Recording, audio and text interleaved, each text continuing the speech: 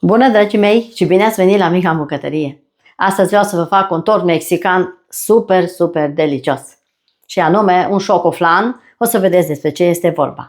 Rămâneți alături de mine până la finalul acestei rețete, urmărind pas cu pas rețeta mea și ingredientele respective. Pentru început, voi pune în această oală pe foc 100 de grame de zahăr tos. Dăm drumul la foc mediu, peste care o să adaug 50 de ml de apă rece.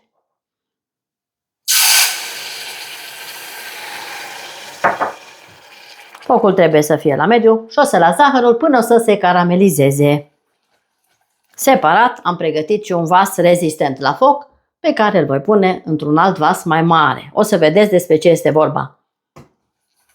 Acum fierb foarte bine zahărul cu apa până se închide la culoare.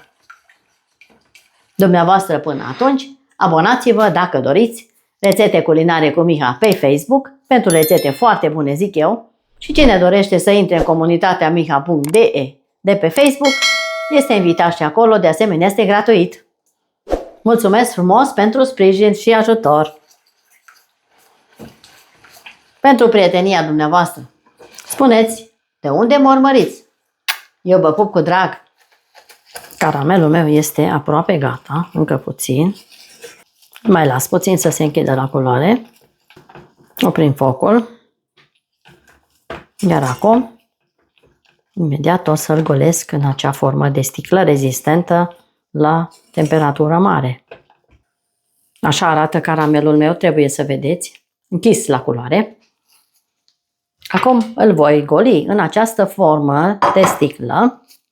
Îl pun aici și repartizez pe toată suprafața acestui bol. Pe margine chiar. O să fac și puțin pe pereții acestui vas. După care o să o pun deoparte. Trebuie să ne mișcăm foarte repede, pentru că, după cum vedeți, se usucă extrem de repede. Deja s-a întărit. Așa trebuie să arate. O să o pun deoparte în acest vas. Acum separat. Bat foarte bine 5 ouă întregi cu 5 linguri de zahăr pe care le voi adăuga în ploaie. Cu mixerul o să le bat.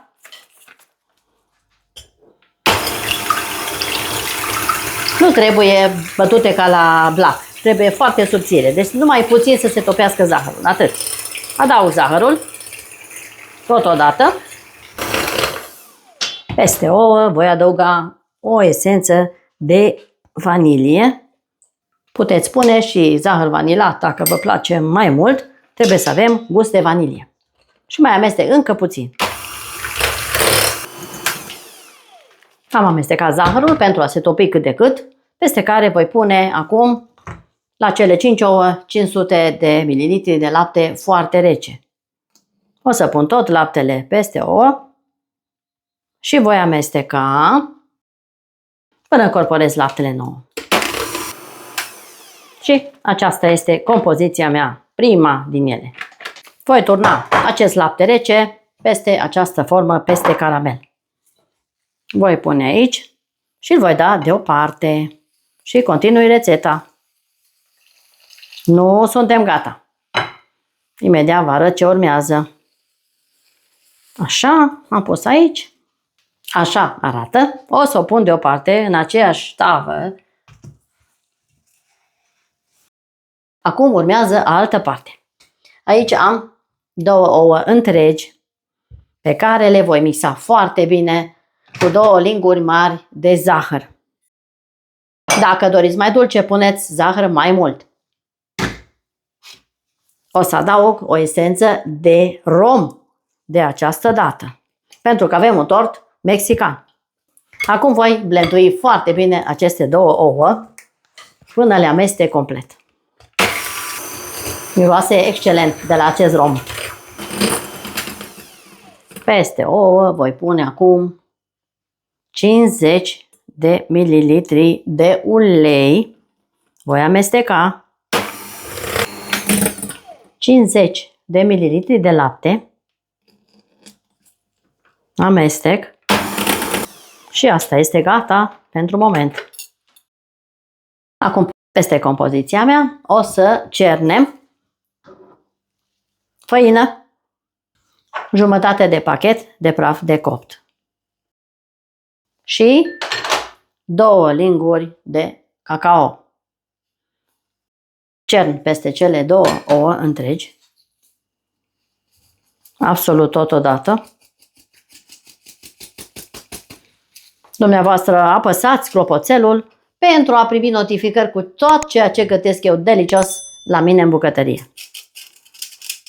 Scrieți comentarii dacă vă plac rețetele mele, dacă ați făcut rețete de ale mele și dacă aveți întrebări, scrieți în comentarii. Acum voi amesteca foarte lejer toate ingredientele uscate cu ouăle până le omogenizez foarte bine. Cuptorul încins la 160 de grade Celsius.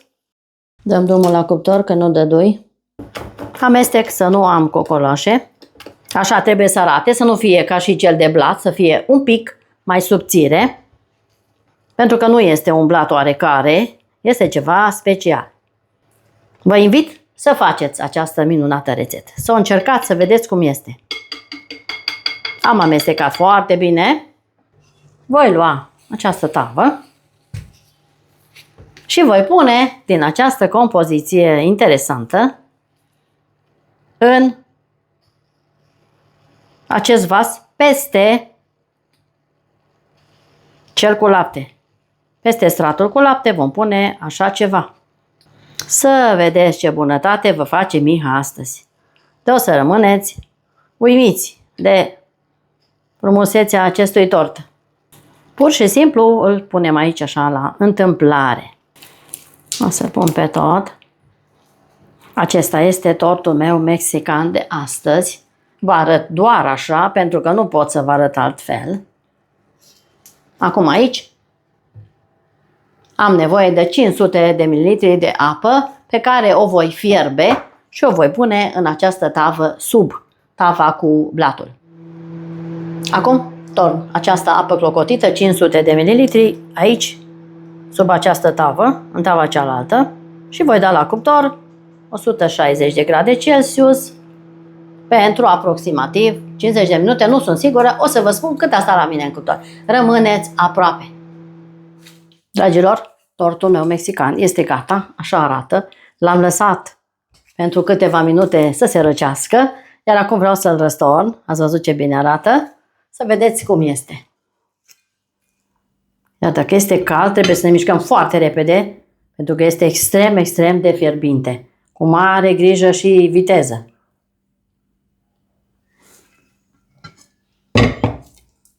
Sper că este în regulă așa. Uitați aici cât de frumos este tortul meu de astăzi. Așa arată. Tortul meu mexican. Dacă doriți mai mult, dublați cantitățile. Faceți din 10 ouă, de exemplu. Eu vreau unul mic. Uitați aici ce frumos. Ce frumos se mișcă. Uitați aici. Ce frumos dansează în acest vas. Acum o să tai o felie să vedeți și în interior cum arată. Vă invit să preparați această minune de tort. Uitați aici cât de minunat poate să arate. Acesta este tortul meu mexican de astăzi. Cu părți egale, perfecte. O să și gust să vă spun cum este. Uitați ce frumos este.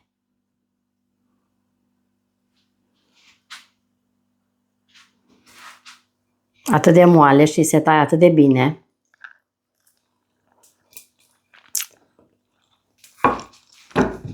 Incredibil de bun. Senzațional. Încercați cu mare încredere rețeta mea de astăzi. Vă mulțumesc foarte mult că ați fost alături de mine. Până la finalul acestei super rețete, tort mexican. Așa că, până data viitoare la o rețetă și mai bună, vă doresc toate cele bune. La revedere!